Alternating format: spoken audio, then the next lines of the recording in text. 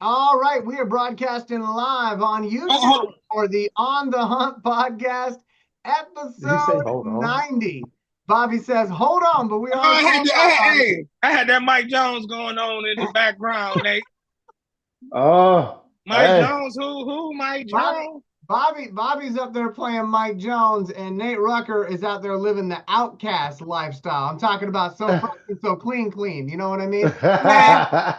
Man, hey, he Definitely he fresh and got out the clean. jacuzzi. He was in the jacuzzi. He was, Nobody yeah, want to hear that he was shit. in the Listen. jacuzzi. Man, stop, bro. He was in his office. Let's go ahead and go up to Bobby Bless first here while I get everything checked up on. Bobby, talk to the folks for a couple minutes and pass it over to Nate, okay? Well, yeah, what's going on, everybody? It's that time again, man. And we here to talk about our Lions new season. I feel like this is like the start of the new season. Once you get the schedule, once them rookies done got picked, once them free agents done got picked, uh, now we getting the workout warriors doing good, and everybody every day somebody doing good in camp. So it's that time.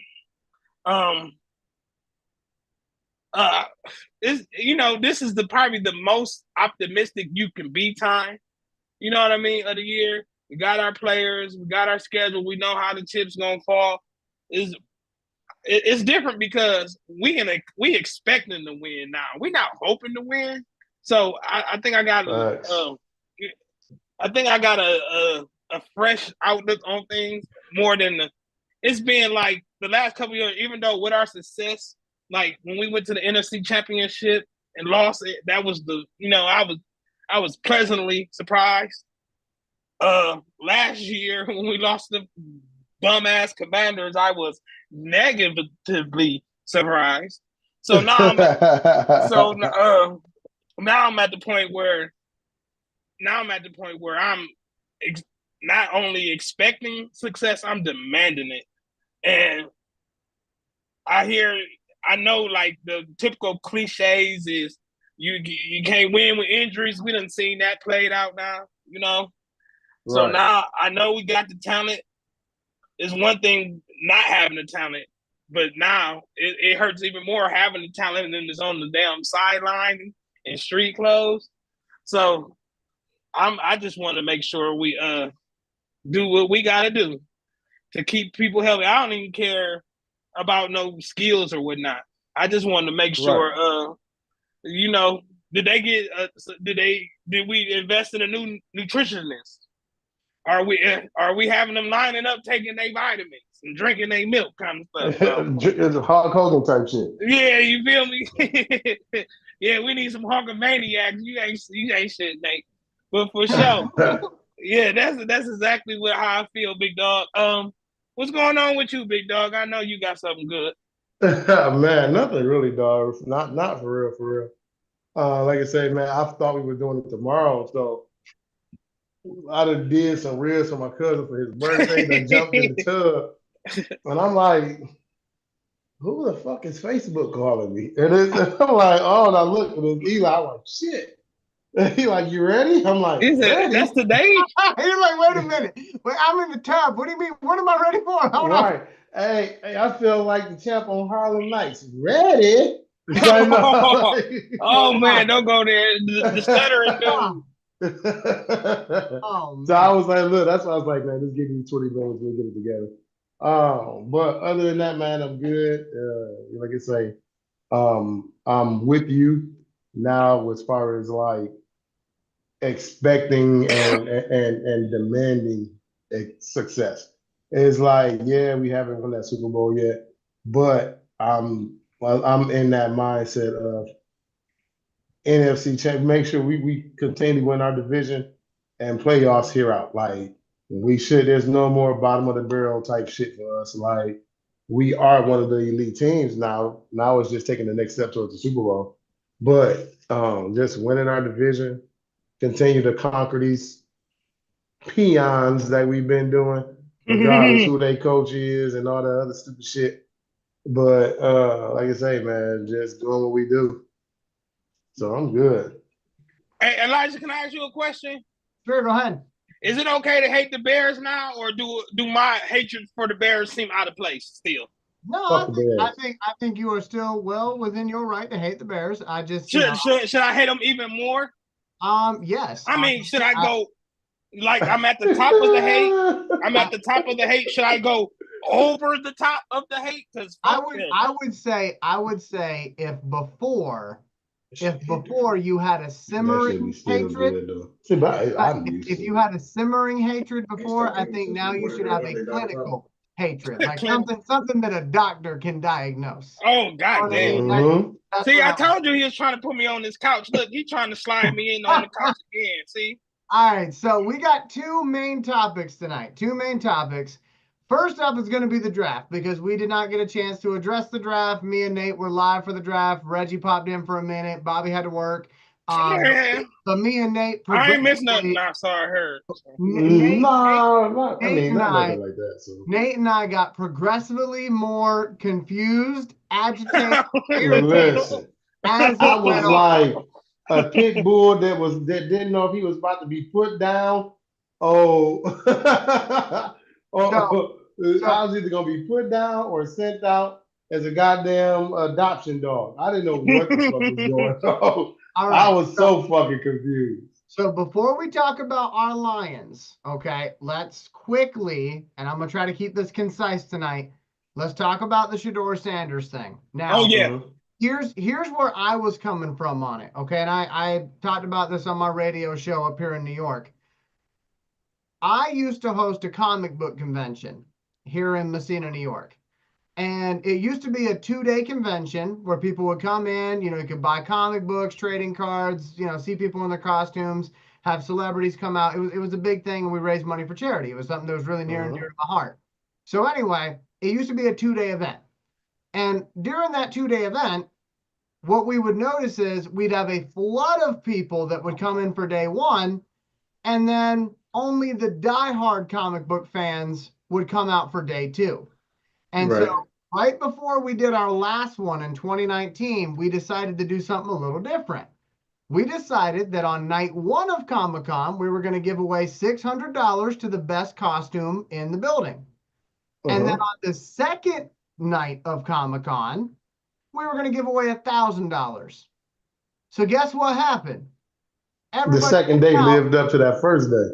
Everybody came out for both days.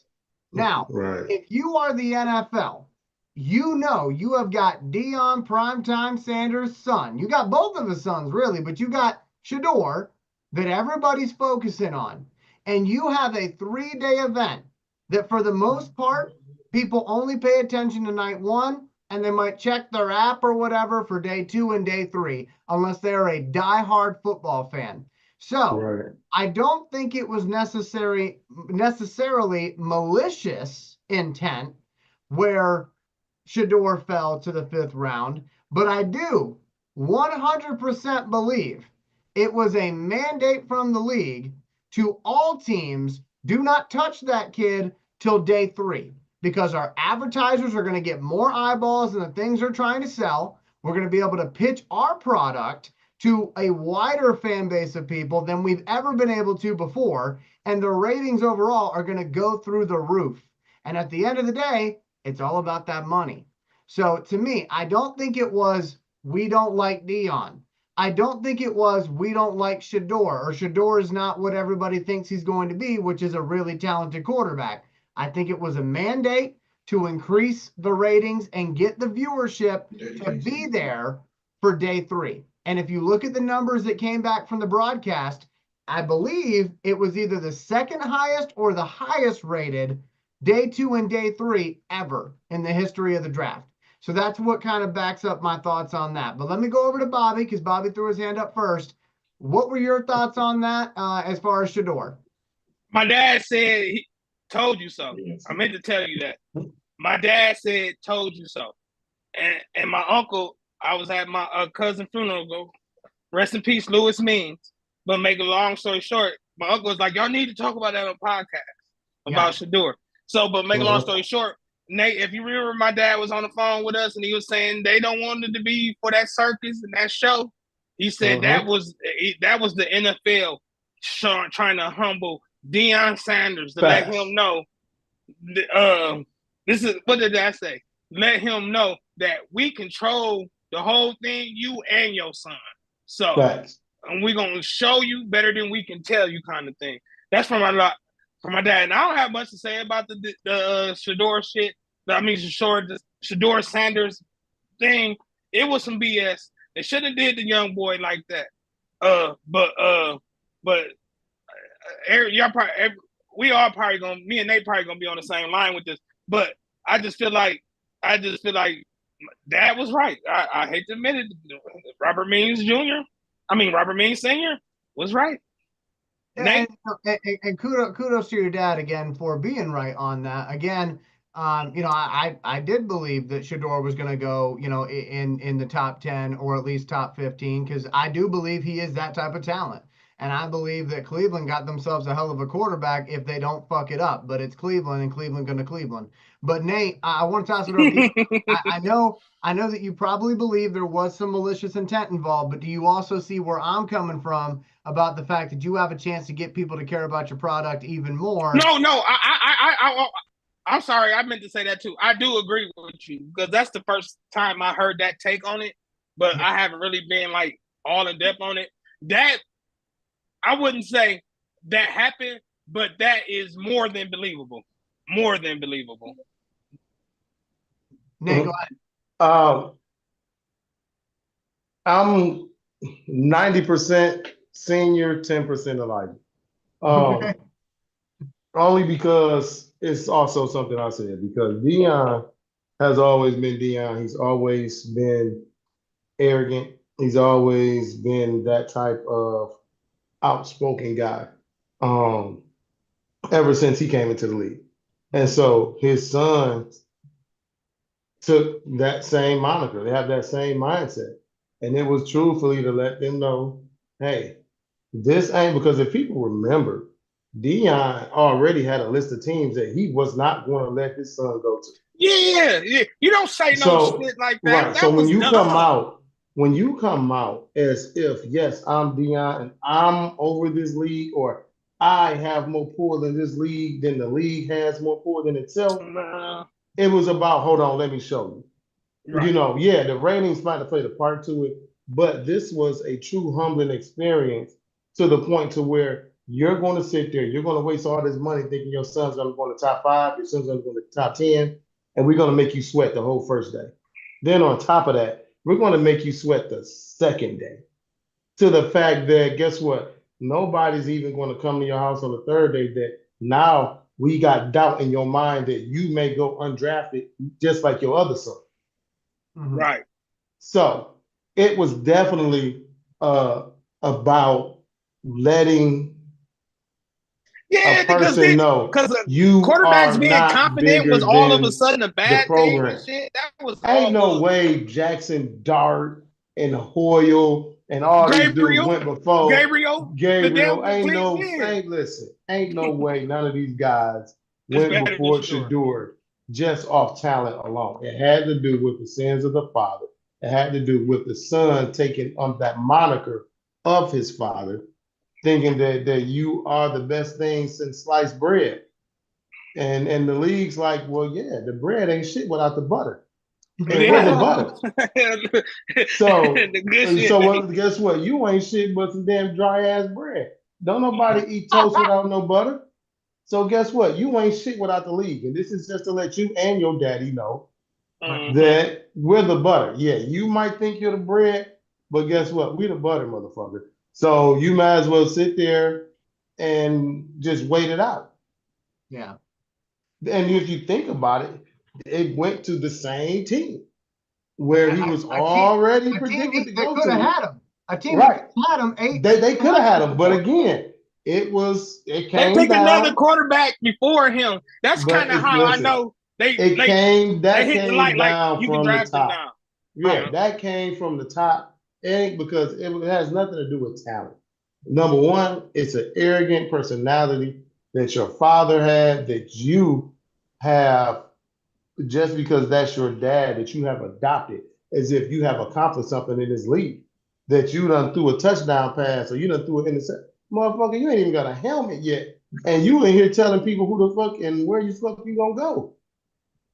Nigga, no, you ain't that, and this ain't that either. But then let Eli Manning daddy do it. But guess what? The difference with that was Archie was, hate to say it, was a good old boy to the league. Yeah. He wasn't mover. He wasn't a shaker. He wasn't all that. You know what I mean? His sons were. And honestly, Nate, that is where my mind went to after everything went down with Shedeur. I said, so wait a minute. So next season, when Arch Manning comes out in the draft, all of a sudden it's going to be cool to be confident again. It's going to be cool to talk your shit. All of a sudden, everyone's going to fall in love with the guy from Texas. And when his family says, we don't want you to go play for this shitty team or this mismanaged team, it's going to be okay. Because remember, you have to be a friend of the league to have that special privilege. Because as we know, it ain't the first time this has happened. But in order for it not to be seen as you being better than us, you have to be a friend of us. Right. Deion ain't never been a company guy. We know this. That's why he's never coached nowhere near the NFL. Right. You had to go and work your way up and prove what you can do, and do it that way. But still then, you still haven't humbled yourself when dealing with the league. And there's nothing wrong with being high. There's nothing wrong with having confidence. It's number one. Ain't nobody gonna believe in you more than yourself. Yeah. Nobody's gonna believe in your kids more than you. That's fine. But there's a humble way about doing it. When it comes off, when you can be confident and then you can be arrogant and you can be an asshole. And I will say, and this is not a slight against Shedeur, and we'll make this kind of like the last thing on this topic, because I do want to get into some Lion stuff. It's a good topic, though. It is a good topic, and I appreciate your family member being the one to bring it up. Yeah, my uncle, man, look, I love my family with all my heart. You feel me? But he wanted to he turned around in the pew like this. Hey, shout out to my Uncle Tony. Love you, Uncle Tony Haskins. He's crazy. So last thing here on this particular Shedeur situation. I am a big Shedeur Sanders fan. I am rooting for the kid. I say all of that to say this. When I believe it was the Senior Bowl, may not have been the Senior Bowl, but it was one of the All-Star games, okay? He was invited to play in that game. And when he showed up to where the practices were being held and everything, he said, I'm not playing. I'm not practicing. I'll meet with teams, but I'm not doing anything. Man, them quarterbacks that get picked out high don't never play in them games. But hear me out, though. So he didn't do that. Then at the combine, he said, I'm not working out. I'll meet with teams. I'll talk with teams, but I'm not working out. And then at his pro day, he said, you got to come to Colorado to come see me. Now, Cam Ward did the opposite of all that. He went through it. He played the game, right? He played the game. That's him. And I get it. I get what you're saying, Bobby. Everybody's different, okay? But I think that plays into what Nate was talking about the NFL. Shots up, guys. Y'all know what time it is. My best time of the day. But I'm just saying, the NFL looking at that saying, wait a minute. So not only are you going to tell us who can draft you, but you're also going to make a mockery out of our process that all these other players are having to go through. Now you done pissed us off. Now we're going to go prove it. Man, that's what I'm saying. I'm not saying but I'm saying. But everybody knows. But every damn Colorado game was on national TV, number one. Right. Number two, what you want to see how slow he is? Everybody know he's not fast. Because scouts are a lot like girlfriends. It's the underwear Olympics, Bobby. You know what it is. Yeah, but I'm just saying, like my thing is this, don't nobody I heard quarterbacks, they come in there and don't want to throw the ball. You know what I mean? Now, I understand, the only part I do understand, his arrogance in that little classroom interview setting and shit. You want to do a little better than that, young man. but that's one of the major parts though, because that's their first legitimate one-on-one. But with that, even with that, thinking you Nino Brown, yeah, shut your ass up and goddamn it, cut that crop top on. Even with that, that's not enough to put him in no damn 4th, 5th round or wherever he got picked. It's not. No, it's not. I'm not excusing the slide. Yeah. That could have been part of the reason why that red telephone got picked up and a call went to everybody. Mm-hmm. Isn't that collusion? Yes, it is. It's very much. It's the same. Right. It's in the same neighborhood. And fellas, you check me if I'm wrong on this. No, I'm being serious though. No, I know. I like how you say it. I never want to. I like how you put it though. But to me, this is in the same neighborhood, maybe not the same street, the same cul-de-sac. They're across the street at the corner. I got you. As what they did to Kaepernick. It's close. Yeah. Oh, very, very, very. It is. But like I said, and see, when you know something is so much of a bullshit, is that another team mistakenly allowed a prospect number, secondary number, to be released, which has only been granted by the team. I forgot about that. I already forgot about this that. Team's son, president's son or coach's son, defensive thought it was so funny to call him and do that on national TV. So that tells you just how much of a load of bullshit it was. That tells you just how unprofessional this whole thing was from the beginning. Because you've never seen nothing like this. Ever.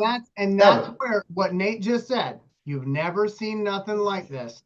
That right there is why every single television station that had the rights to play the draft, that is why they were drooling over this.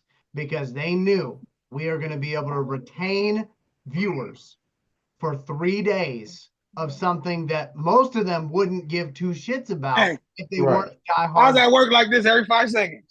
Exactly. But I was. I ain't gonna even lie. And you know what? Before you were able to get to the part where you saw that he wasn't drafted, you probably got an advertisement from one of their sponsors. You get what I'm saying? So, like, they want to keep your retention.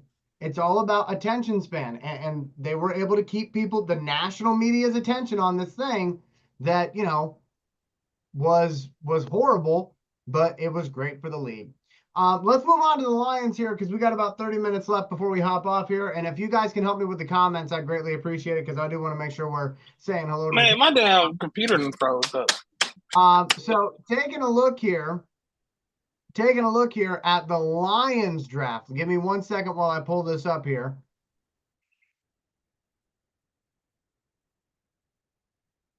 Boop, boop, boop, boop, boop, boop. All right, so for the Detroit Lions, just to go over the picks, and I know I'm going to massacre some of these names right now. So bear with me, y'all. Okay, bear with me. But in the first round, with the 28th pick, we ended up getting Tyleik Williams, defensive tackle out of Ohio State. Round 2, pick 57, offensive guard Tate Ratledge out of Georgia. Round 3, pick 70. Isaac Tesla out of Arkansas, wide receiver, who apparently was a Lions fan as a kid. Hey, he's nice. He's actually from here. Yeah, he's nice. From Michigan. I like him. He's nice. Round 5, pick 171, offensive guard Miles Frazier out of LSU. Round 6, pick 196, edge Ahmed Hussein, I believe that's how you say it, out of Boise State. Round 7, pick 230, safety Dan Jackson out of Georgia. Round 7, pick 244, wide receiver Dominic Lovett out of Georgia. All right. Yeah, I seen him too. Yeah, let me just Georgia boys. Let me just say this right off the bat, okay? Did not love the Georgia Bulldogs selections. Fuck all that. Specifically, love it.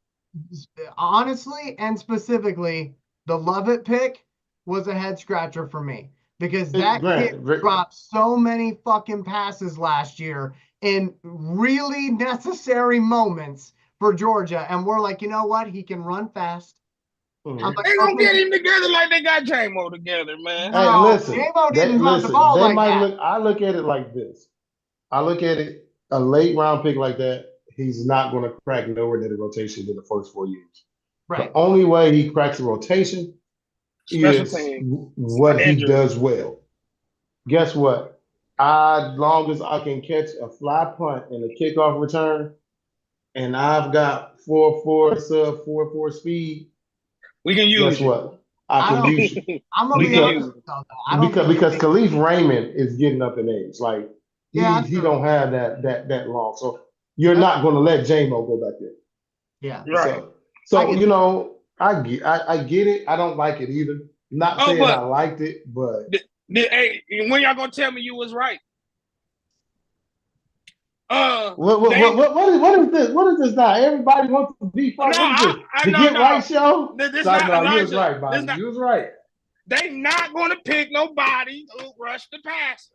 They not gonna like it was no dog. To me, Mike Green was sitting there, and I just knew. Oh, is that the Marshall guy? Right, the Marshall kid? Let's go. I thought they was gonna get him. But granted, and that's your fault.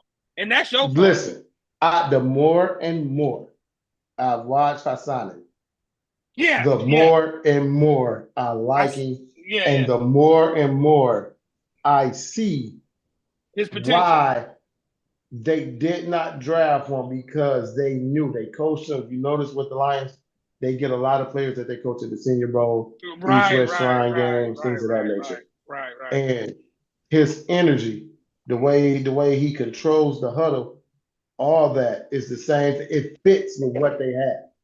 You know, he's a big guy who can set the edge. He's got enough speed to turn the corner. He's gonna wreak havoc. The more and more I look at it, the more I like the pick. I mean, it's just it ain't the sexy pick, but I think in 2 years we might be saying, "Damn, Brad did it again." Yeah, okay. Elijah was saying he was Ziggy Ansah, right? Okay, so let me hop into that real quick because I wanted to start at the beginning of the draft, but we'll go to that pick here. No. Listen. Stop, Elijah. Start from the beginning. We're gonna stay on that. Let's start with Tyleek, and then we'll work our way down, just in case we don't finish. That way we know what we get. Yeah, so go ahead. I do want to make sure I get my take in there because I worked really hard on my take. So you did. Okay. Well, take that. Okay. You and I are on the same wavelength, Nate. That's the problem. I'm like, I got to get in here before he does. Anyway, so as far as Hassan is concerned, okay, when I was looking at his production at Boise State, when I was looking at the fact that he hadn't played football very long prior to being at Boise State, and the fact that he came from another country, it reminded me a lot of Ziggy Ansah. Now, Ziggy had more pomp and circumstance.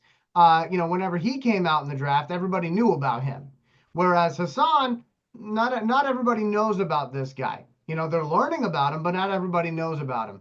But I was looking at, physical attributes, and Ziggy was 3 inches taller than Hassan. Ziggy was 6'5", 275 pounds. Hassan, and I really hope I'm saying his last name right, he is 6'2", 267 pounds. But if you look at his college stats, he had 24 sacks. He had, a 2-sack year, a 12.5 sack year, and last year he had 9.5 sacks. You look at Ansah in his college career, he actually only had 4.5 sacks during his college career, and that came all in 2012.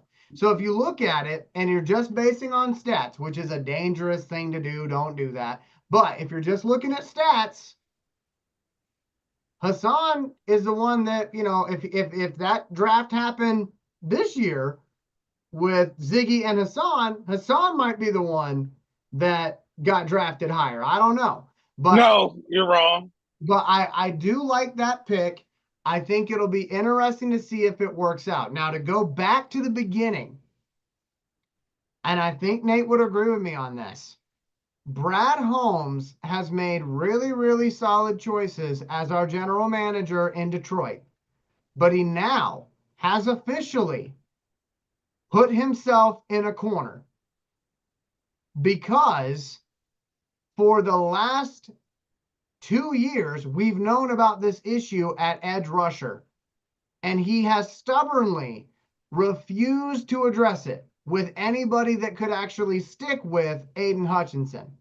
So now, if we still cannot stop a mobile quarterback from taking off on a 45-yard run that is the dagger to our hearts in the playoffs, Brad Holmes is going to come out looking like, looking stupid.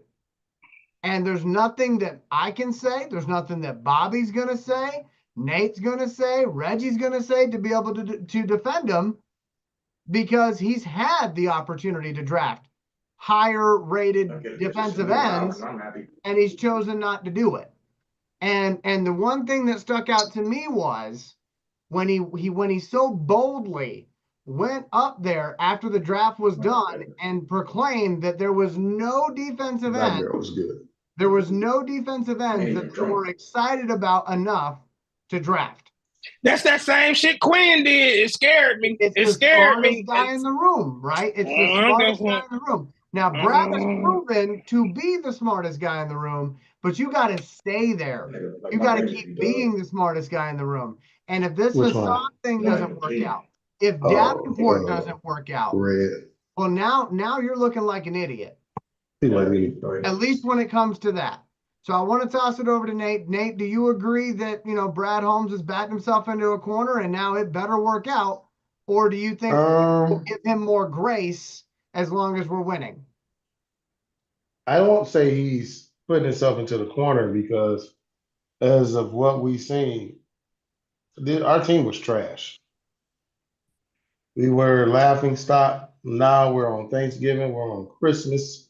We're Sunday night, Thursday night, Monday night, Saturday. We're every fucking primetime game you can think of. We're winning a division. Number one, first time we ever had a number one seed, home field advantage, even though we didn't have what we wanted. 15-2. But under his watch, nothing has been projected the way that it should be, or the picks that the experts say they should. And then a year later, when they redo the draft, every pick that we done made, they did something. They done moved these guys up in the draft. Oh, well, this guy, if he would have been 22nd, Jahmyr Gibbs would have been taken 4th. Sam Laporta would have been taken. All these guys. So I believe that Brad Holmes has proven that just because my picks aren't sexy, don't mean that they're not winners. So for everything, everybody has their own vision. Fans have a vision. The team has a vision. These experts have a vision of what every team should be. And at the end of the day, the only vision that matters is Brad Holmes and Sheila Hamp. As long as they winning and they got a game plan, we just got to. Dan Campbell is the one with the final say on roster decisions. Yeah, that too. But you see what I'm saying? They're all together. It ain't no. Oh, for sure. Listen, they lock and step. They definitely lock and step. Listen, we in this together. We're going to go through these picks. And so that, number one, that's the big culture change. The foundation is solid. It's rock solid. And there's no dissension, ain't no second guessing. No, we making this together, we're moving together, which is which is what anybody ever wanted. As a people, as an organization, whatever, is for everybody to move as one. And that's how the Lions franchise is moving. We might not like it on the outside, but on the inside, they're loving it. So I just got to watch it out. Now, Nate, I realize you spoke so eloquently just now, but I do have to say, my brother, I watched the draft with you, okay? It fucking blows. Hey, listen, that was the after effect. That was the ESPN version. Now here's the On the Hunt version. Okay. I fucking hated this shit. And truthfully, I thought Brad Holmes was fucking hot. I didn't know if this motherfucker was smoking a cigar, if he smoked a blunt, if he had 8 shots, I don't know what the fuck he was doing. I kept yelling for a fucking defensive end and this and this and this. And I'm like, oh my God, wait, who the fuck? Tyreek Williams, first of all, he's a suck eye. I told you I wasn't putting myself through that no more. I told y'all I wasn't putting myself through that no more. How fucking good he was. He's a fucking suck eye. And that motherfucker should have had our fucking defensive end right there. Okay. Maybe down the line, he may be good to pair with Aleem McNeil. Okay, fine. But at some point, we got to get something on the opposite side of Aiden. If y'all keep saying Zadarius Smith, God damn it, it's too much. How the fuck we supposed to get Trey Hendrickson and all this other bullshit? Hey, thank you. This shit, this is the name I was looking for, because before you're over there holding church, being like, it's gonna be okay. Just put your faith in Brad Holmes and God. That's it. Just put your faith in Brad Holmes. But but you know what? Oh shoot! Listen, the shots kicked in, and it's like, man, fuck that shit. So this is what we gonna do. Fuck that ESPN shit. We are not ESPN, goddammit. We the Owner Hub podcast show. So yeah, but I was like, oh, what the fuck is this? Like, I remember looking at, I felt like that when we drafted motherfucking Jeff Okudah. I was like, man, what the fuck is this? Yeah. And my thing is, we could have had Micah. We get Jeff Okudah. Right. And my thing is, there were 20 defensive ends that you could have drafted, and you pick not anybody in that top 20. And we picked the guy that did the most yelling at the goddamn combine because he gave the coaches a hard on. This bitch better pan out. That's what I'm saying, Nate. Who you talking about? Who you talking about? You talking about the Ohio State kid? No, the Boise guy. Yeah. I like him though. I think he's baller. Like I say, man. Hey, look, I was being really correct. Fuck that. But like, I'm looking at that shit, and I'm like, you know what? All right, he cool. He did all right. But then the best part of everything was him barking back at the coaches. Yeah. Shut up before I trip you going through this goddamn drill. The fuck? Shit. Listen, I swear to God, if they pull a replay of us losing in the playoffs to a running quarterback, and behind that running quarterback, about 25 yards back, is this guy barking at him, I'm gonna be like, Brad, you stupid now. you getting a stupid boy award. You definitely getting the motherfucking we doing this? We doing this? Brad Hall, stupid boy? Hey, listen, if that motherfucker number 91 with all them goddamn attachments and motherfucking braces on his ass, if that motherfucker don't get out there and get the fucking quarterback, yeah, Brad, I'm sorry. As much as I want to trust the process, I'm telling you getting that goddamn SBA, and I don't even give a fuck. Because again, he's had so many opportunities to fix this shit. like for real, like we're taking guys like he's taking guys like Josh Pascal and shit like that. Like I would have loved Josiah Stewart. I just knew he was gonna take Josiah Stewart. Yeah. All I gotta say is welcome home, guys. I told you. It don't even matter, man. They don't never pick no pass rusher. I didn't want to believe it because there was so much depth at that position. I'm like, I just knew it was impossible, bro. I'm like top 20 defensive ends. One of them's got to be good enough for Detroit. But he went up there in that press conference, popped his collar, and said, "Ain't none of them good enough to play here." Are you fucking kidding me? And no. And he said the fans' priorities don't align with his priorities or some shit like that. Like, dude, anybody that blind he's always been like that, I know, I understand that. Everybody know we need a pass rusher though. We ain't gonna kill him. We ain't. He's stupid boy. We ain't finna hit this motherfucker with some hot water cornbread. You know what? I am gonna say this though. Pride comes before the fall. It does, but he has been consistent. And the one thing we've always talked about that we want, whether in our relationships or in our alliance, consistency. You get me a consistent woman, give me a consistent general manager. There you go. I guess that's all you need. Like I said, as a Lions fan, I'm that's all rooting you for him. need. I'm rooting for him. He's still my favorite general manager we've ever had. But again, definitely. I'm just saying. We've only had 3. The days of me giving a free pass and saying trust the process. He ain't on Quinn level by far. Those days are gone when it comes to edge rusher. I'm giving Quinn. I'm giving Quinn a little bit more credit than what I used to. Just the line. That's the offensive line. That's I know, but hey, listen. But that's what make the foundation is everything. Yeah, I can't lie. I guess. Ragnow and Decker are cemented in that motherfucker.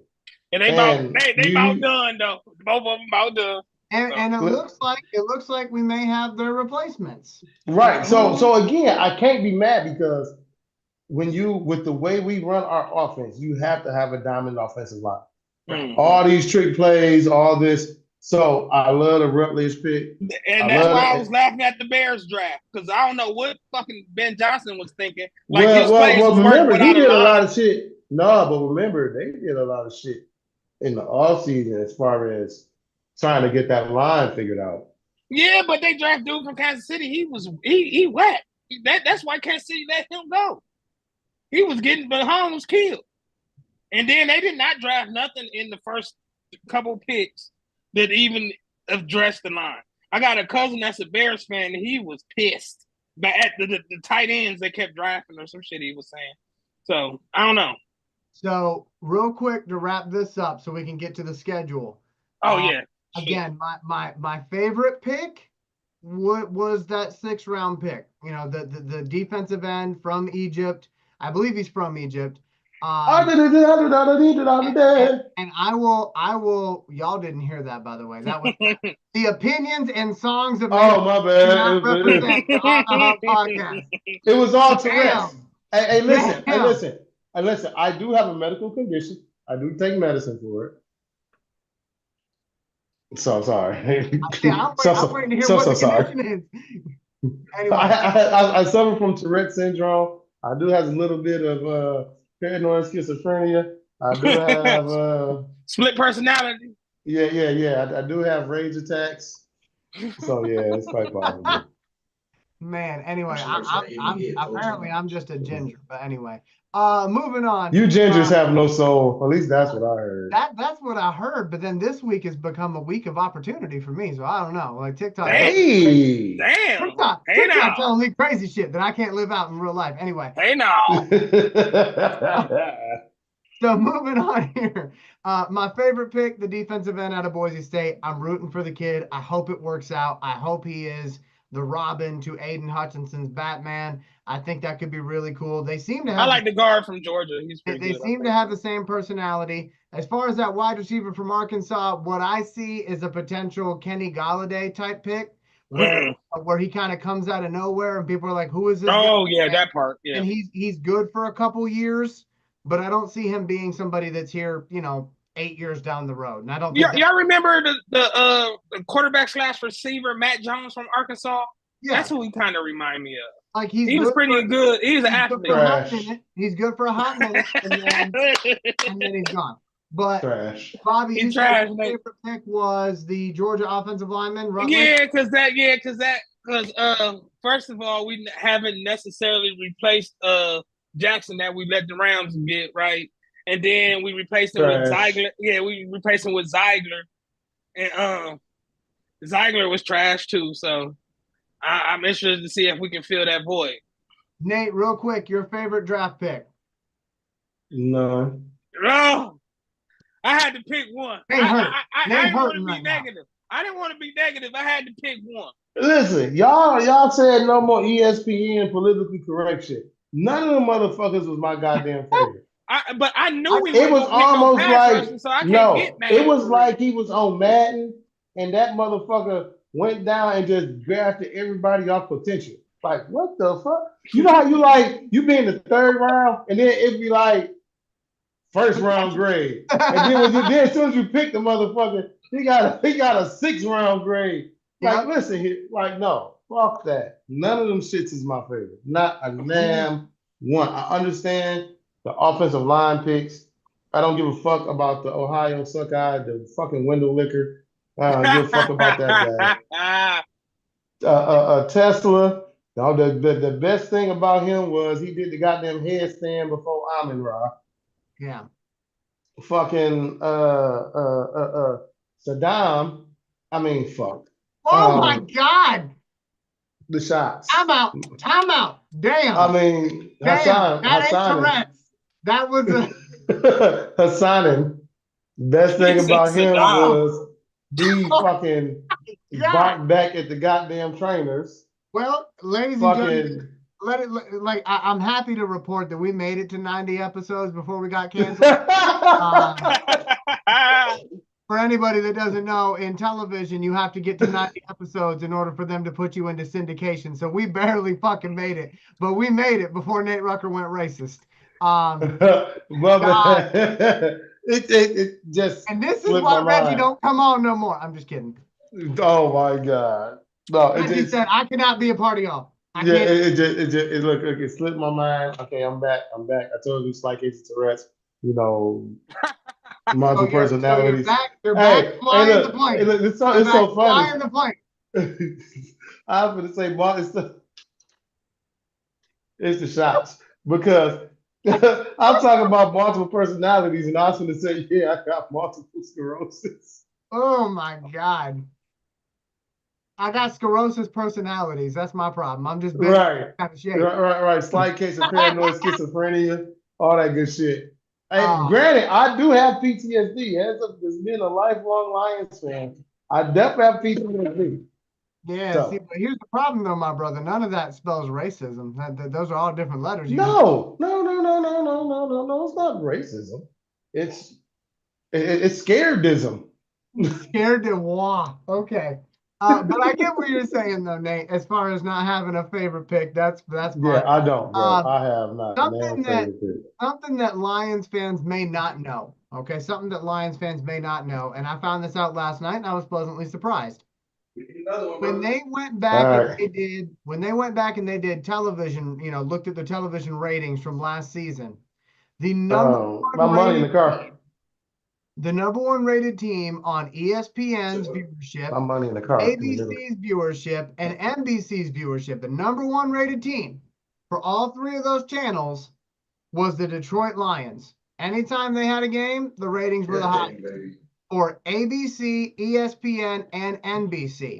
Now, when it came to Fox, we were second place to the Dallas Cowboys, but that's because Dallas plays on Fox every single weekend. So because of that information, we ended up receiving the full allotment of primetime games, and we only are going to play at 1 o'clock 4 times this year. That's a fuckery, man. That shit pisses me off, for real. But we're only going to play at 1 o'clock 4 times this year. We got a bunch of 4:25 start times. I like them games. We're going to play on Thanksgiving. We're going to play on Christmas. Everybody is going to see the Lions this season or have opportunities at least 11 times to see us in a primetime or premium viewing spot. Bobby, you're already kind of upset about it given the fact that we have the, I think, 3rd hardest schedule in the league. But I just want to ask you, because we're running out of time here, what is your favorite game you're looking forward to the most from the games on the schedule? Give us the Washington Commanders and the damn Chicago Bears. Okay, fair enough. Fuck them. And I like the quarterback for the Commanders. I don't like the one from the Bears. But that mostly. But another thing too, and you started this, Elijah, because you said it's all about money and viewership and all that other stuff, right? Right. Okay, so we own all these primetime games and whatnot, right? And all them, I got to spend all that money to watch all these damn games. Yep. So, I got to spend it on Amazon. I got to spend on Peacock. I got to spend on the YouTube channel. Like, damn, man. I took pride in being able to just turn it on my local Fox channel and watch the damn game. So, I'm gonna be spending money just to watch my team. They got me. They finally won. They made the hat so high can't nobody buy them. And then the channels you got the bait. It's like pay-per-view now. So you got me in the field. My credit card number is on file. Now, so Bobby's excited about the Bears and he's excited about the Commanders. Nate, give me a division opponent you're excited about, and give me a non-divisional opponent that you're excited about this year as far as that schedule is concerned. I'm sitting there playing the Rams. That fucking team that's made of fucking spoiled milk, spoiled ass bitches. Them and the Eagles, since they wanted it so bad. About them. They got really lucky they ain't see us. Who is the spoiled ass bitches? Like I don't recognize. Man, Elijah, if you don't know, you don't know. No, on that. Are you talking about the Packers? Mm-hmm. I said the team that's made out of spoiled milk. Okay. They're cheeseheads. All right. That's fair. That's fine. Don't. So for me, this part's never going to change. When it comes to divisional opponent, it's the Packers.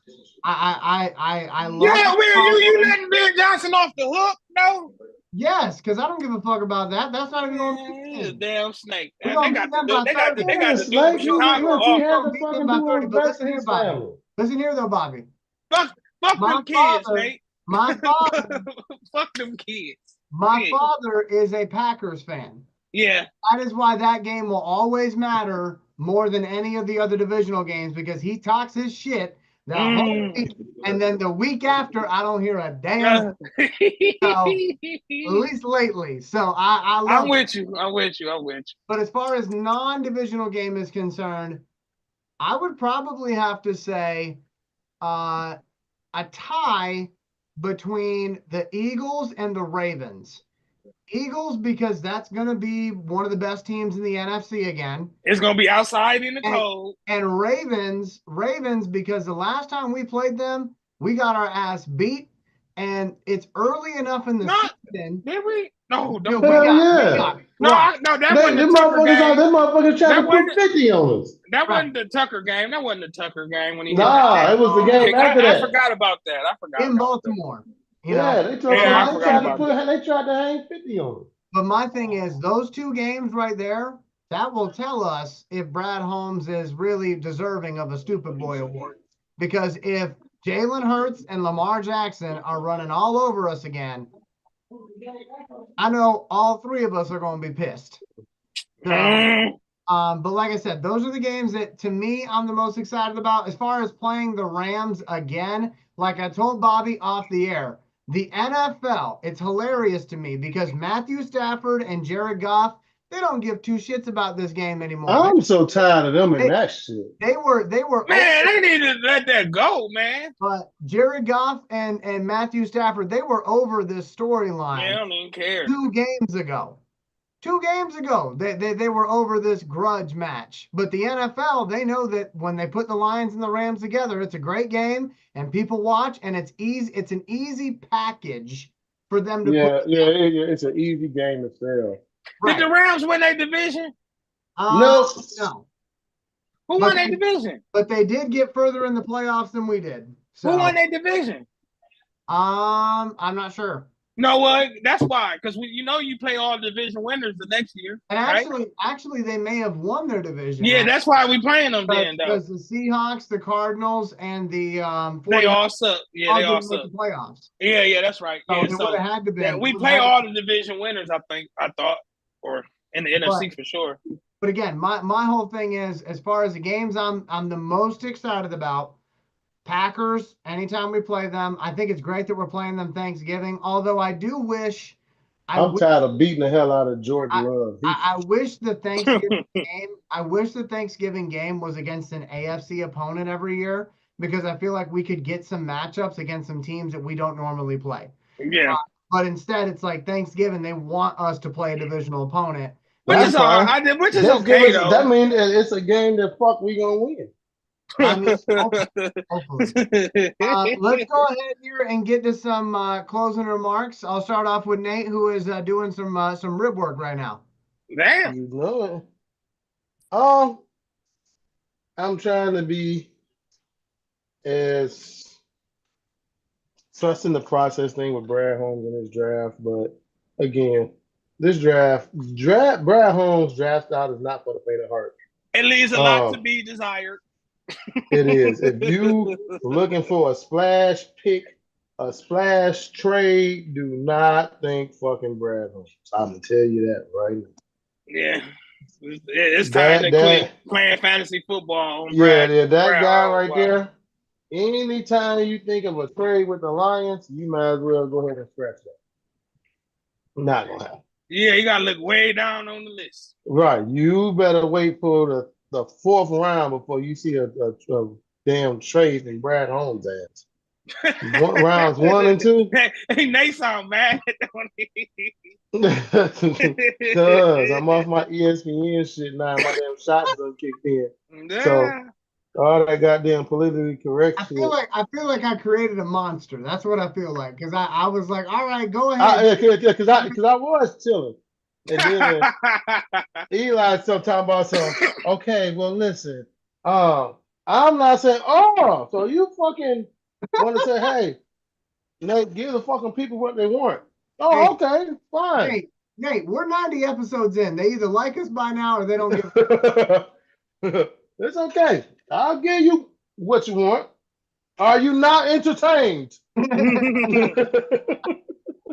Bobby, closing remarks. Man, it's football season again. And luckily, Brad Holmes has proved me wrong so many times where I'm just going to shut up. But like I was telling Nate, Elijah, you know, I know I get y'all confused all the time, Elijah. But I get it. We look alike. I know we look so much alike. Ebony, that's my brother. It's okay. Ebony and Ivory. No, but anyway. It's okay. Listen, look, when we were first born, I blocked all the sun, so it's okay. That's so stupid. But yeah, man, it's football season.